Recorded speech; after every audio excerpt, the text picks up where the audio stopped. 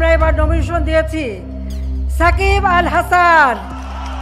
Fascist হাসিনার দোসর হয়েই থাকতে চান সাকিব আল হাসান, নয়তো হাজারো ছাত্র জনতার রক্তে যার হাত রঞ্জিত সেই হাসিনাকে কি করে জন্মদিনের শুভেচ্ছা জানান তিনি? 24শে জুলাইয়ে স্বৈরাচারের বুলেটে বিদীর্ণ আবু সাইদ কিংবা মুগ্ধের হৃদয়কে তিনি স্মরণে না রেখে স্মরণ করলেন হত্যাকারী জালেমকে, করলেন জন্মদিনের উইশ। ব্যক্তিগত ফেসবুক পেজে পোস্ট করে তিনি লিখছেন, শুভ জন্মদিন আপা। এ যেন এক দোসরের প্রকৃত উদাহরণ, যাকে কোটি মানুষের রক্ত ঘামে গড়া বাংলাদেশ ভালোবেসেছিল মাঠে, অথচ তিনি সে ভালোবাসাকে বেচে দিলেন ক্ষমতার মায়ায়। আমি কি বলছি কাউকে? জুলাই আন্দোলনের সময় দেশের মানুষ যখন ফুঁসছিল ক্ষোভে, তখনও তিনি দাঁড়াননি ছাত্র জনতার পাশে, বরং বিদেশে আরামায়েশে কাটিয়েছেন সময়। সামাজিক মাধ্যমে পোস্ট করেছেন পার্কে ঘুরে বেড়ানোর ছবি।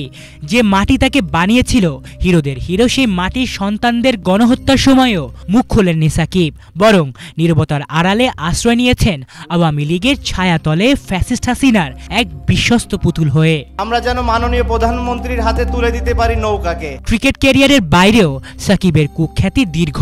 কাকড়ার ব্যবসায় কর্মীদের বেতন আত্মসাৎ, শেয়ার বাজার কেলেঙ্কারি, 256 কোটি টাকা আত্মসাৎ, মানি লন্ডারিংয়ের অভিযোগ, জুয়ার প্রতিষ্ঠানের সঙ্গে চুক্তি, মাঠে অশ্লীল অঙ্গভঙ্গি, দর্শক পেটানো, সবকিছুর সমাহার এক নাম সাকিব আল হাসান। আর এসব অপরাধের লাইসেন্স তিনি পেয়েছেন আওয়ামী লীগের তোষামত করে স্বৈরাচারের দোসর হয়ে।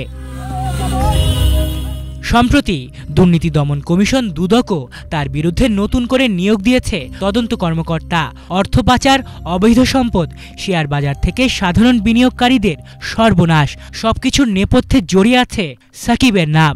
আজ যখন পতিত সরকারের দোসররা দেশ ছেড়ে পালাচ্ছেন, তখনও দেশে ফেরার আকুতি করছেন তিনি, অপচেষ্টা করছেন দেশের মানুষের সিম্প্যাথি আদায়ের।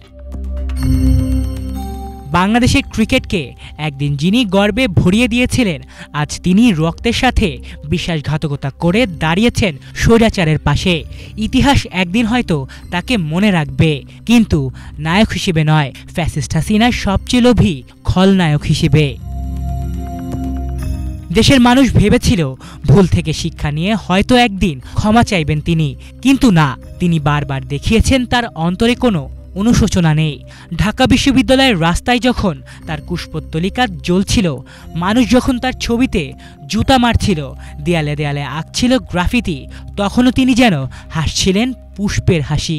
নিজের ভেরিফাইড ফেসবুক পেজে আজ তিনি লিখলেন, ফিরব হয়তো কোনো দিন আপন মাতৃভূমিতে, সেই মাতৃভূমিতে যার জমিনকে রক্তে ভিজিয়েছেন স্বৈরাচারের সঙ্গী হয়ে। সেই মাতৃভূমিতে ফিরতে চান তিনি।